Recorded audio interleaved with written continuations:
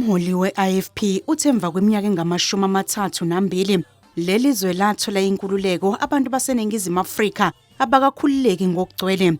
Uhlabisa uthi inkululeko yangempela idinga ukuthi kubhekwane ngqo nobubha, ukuntuleka kwamathuba omsebenzi, inkohlakalo, udaba lwabantu bokufika abakuleli ngokungemthetho, nodlame olubhekiswe kubantu besifazane nezingane. While we celebrate, we must also confront an undeniable truth. For far too many, the full promise of freedom remains unrealized. Freedom is incomplete for millions who rise each day to hunger, fear, and despair. It remains an unfinished project. Uphiko lwentshe IFP lunxusa ukuthi kubekwe eqhulwini abantu abasha bakuleli.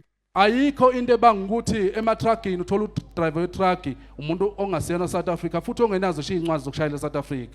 Ema-restaurant esilala kuwo nesidla kuwo ufica useva umuntu ongasiyena South Africa ekubeni odadewethu nabafowethu behlele emakhaya bengenawo umsebenzi.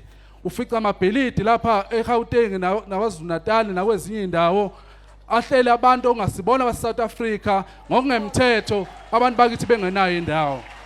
Umholi we-IFP uthi njengoba beyingxenye kahulumeni wobumbano bazoqhubeka nokulwela amalungelo abantu baseNingizimu Afrika ukuqinisekisa ukuphepha kwezakhamuzi nokulwa nobugebengu obuhleliwe.